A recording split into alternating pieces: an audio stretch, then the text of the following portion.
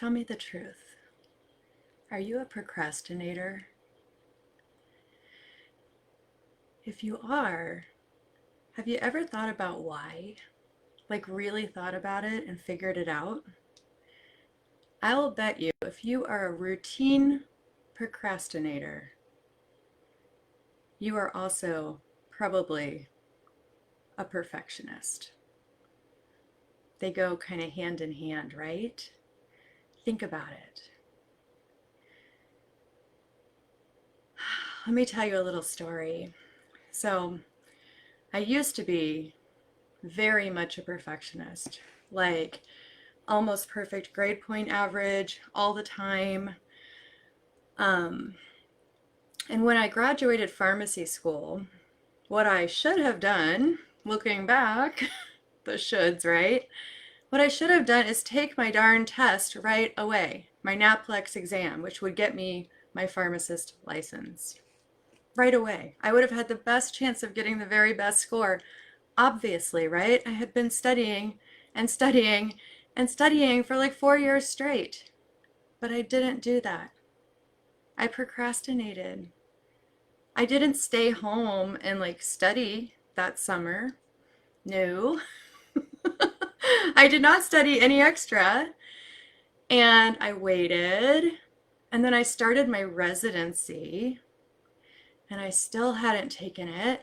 And then I was, by then, legitimately more worried because it had been longer since I'd been in school and learned all of those things and had those refresher courses that I'd taken. Except I wasn't really studying all the time in my off time because who has off time when you're in a residency? So I wasn't like getting any better for it.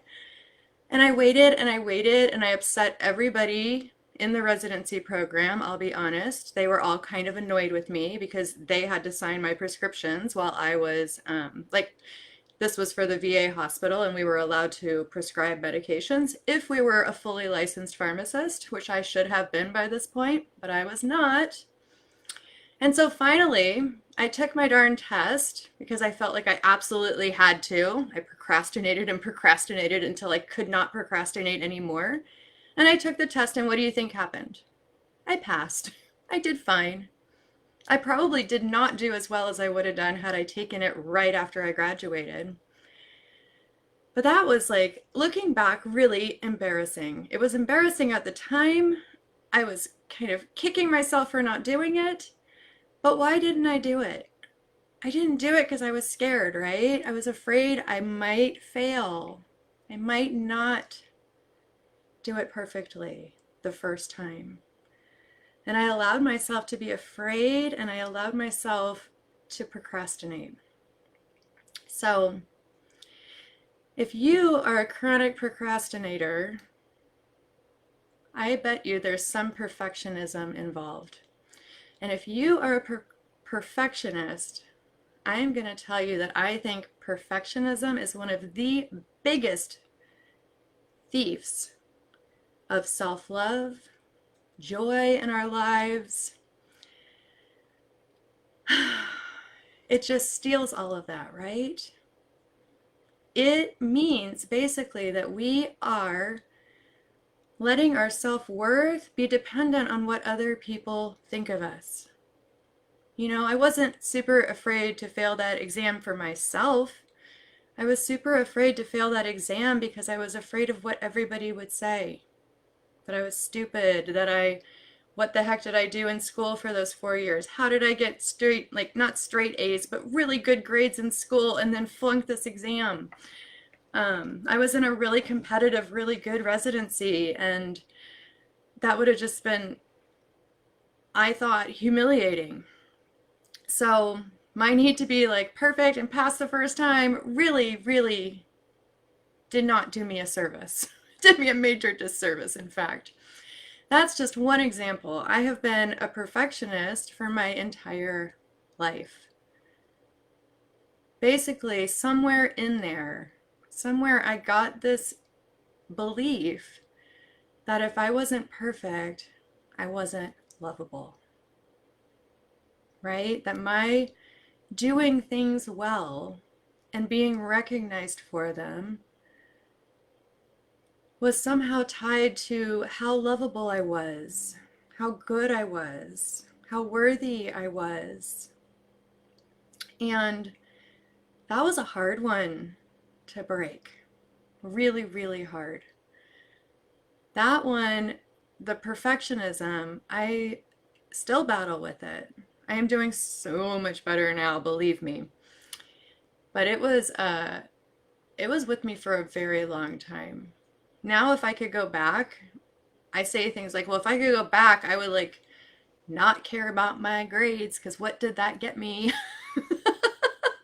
Not a whole lot. It did not. I could have probably done just as well with a bunch of B's. Maybe not C's because I'm not sure we were allowed, but you know what I mean. They didn't have to be that good.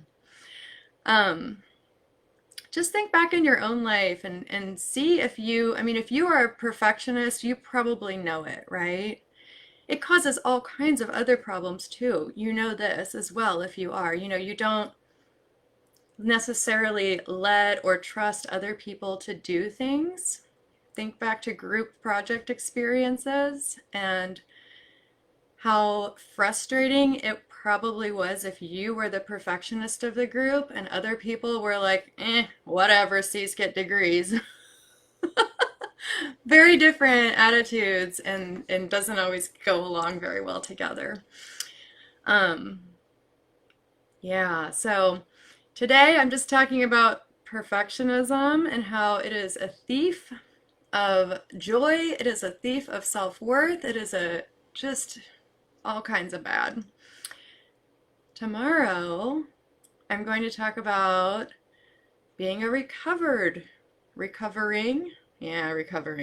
perfectionist. So, and some things that you too can do to help with that. Um, yeah, there are other things too, but perfectionism is just like, it's not good. We can't be perfect. We really can't be perfect all the time, right? We are human, and if we try to hold ourselves to those crazy standards, we're going to be disappointed in ourselves. We're going to be making up stories that other people are super disappointed in us when they probably haven't even noticed because we are really not that important to everyone else that we think we are. Um, yeah. So, all right. I'll see you tomorrow for part 2 of perfectionism with some tips that you can use to try to notice that and maybe what to do about it to help it. So I have definitely made a ton of progress with mine. I see it creeping up in there, but there's hope. There is hope. All right. Take care. Good night.